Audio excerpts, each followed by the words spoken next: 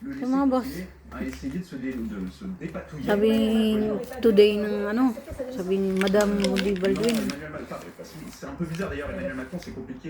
kailangan daw maayos yung ekonomiya dyan kasi 2026, ano, grabe. Na ano niya ba yung vision niya? Ay, thanks pala kay ano, thanks po pala kay Madam Rudy. Pero, syempre yung iba hindi naniniwala. Katulad ko, ano, di naman, lahat kailangan mo paniwalaan. Ano lang, guide lang siya, ganun. Kasi lahat pa rin, kasi buti nga siya, nakausap niya si God eh. Kung kaya kailan manalo ng loto. Ayun, mga boss, ano, lang daw maayos ekonomiya dyan kasi grabe. Dami daw madidedo sa ano, no? 2026, kawawa naman. No? Tapos, sa ano, please support my YouTube channel. Pag kumita tayo dyan sa YouTube. Ayun nga. Tulungan natin yung ano, yung kabayan natin dyan. Yun nga ang plano, bibili, pandagdag din kasi yung lupa yun eh. So, gagawin sila ng ano, mini house lang doon. Nga lang, hindi ko sagot yung tubig kuryente pag may nalido. Tukol dyan, mag-abroad na lang kayo. Kasi, halimbawa, tinulungan, saan matuloy? Halimbawa lang okay, umasa. Halimbawa, matuloy, tinulungan kayo. Malaki pang gas pang araw-araw. Kahit isa sa inyo mag-abroad. Pwede na yun hanggang makaahon kayo. Tapos, sistema nun, pag yung isa sa abroad na sa inyo, tapos kaya nyo bumili ng bahay, panoorin nyo lang kay Chester, pwede kayo maloko, may scam din sa lupa, bahay, ano. Pwede nyo naalis nito ngayon doon. Tapos, pag nakaahon kayo, donate kayong kahit bigas para sa new generation naman. Ganun plano. Pero plano pa lang yun dahil di pa ako kumikita eh. Wala pang kita sa YouTube. Sa Facebook, di taga ako kita dyan. Kasi ano, may problema sa ano, tinry ko, baka may sahod pero wala eh. May problema sa country, gano'n. Hindi daw ano, hindi kasi ako expert sa ano, sa internet. So yun, inaasahan ko lang yung YouTube.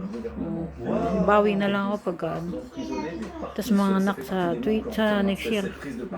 Anak na ako next year eh. Bawi ako sa YouTube para pandagdag kita yun sa ano, pambiling lupa. Tulungan ko kayo pagka ano. Huwag kayo umasa Hindi ko rin alawakas ko eh. Pero magdasal lang tayo. Ayun, mga boss. Autour de lui, il aura donc passé un document d'une heure sur place. Sana ano, Les policiers, la police nationale, les policiers sa gobyerno natin dyan, maayos yung ekonomiya kasi nakakalungkot yung mga ambisyon ni Madam Rudy. Hindi niya yung kasalanan warning lang yun ni God. Kasi, yun ba sinabi ko sa inyo, mga tao wala ng konsensya. O tinulungan ko na yung sa 1 million tinulungan namin, yun pa sinukli sa amin ng scam pa. Takin mo, ang babait nila nung may kailangan, may agaw-buhay pa yun. Tapos nung tinulungan na, nakuha na yung pera lang talaga habol. Balak sa buhay mo, matulog kayo sa kalsada, ganun sila. At kaya hindi na rin ako nagtataka kasi galit si God. Kasi yung mga tao, ano eh, kupal. Tulungan mo, ganun pa gagawin sa'yo eh. Kumunti nga ako magpakamatay dyan, 2 beses, 3. Buti na lang, ano, nalo sa sugal, pero hindi siya, ano, hindi siya loto. Nalo sa sugal. Pinambili lang ng ano. Hindi siya pwede pambili ng ano eh. Pero yun yung nakaligtas sa buhay ko kahit ako na natuloy madido. Siyempre, na-scam ka maraming beses. Gusto mo na magdido kasi Ano yan eh, di ka makatulog. Araw-araw ka, umiiyak yung pinirwisyo ka, ganun. Tapos ay, balik tayo. Ayun, please support my YouTube channel. Pagka, saan, swertihin tayo mga boss, no? Sana. Pag ako sinwerte, bili agad tayong lupa dyan. Tulungan ko kayo lalo yung mga ano.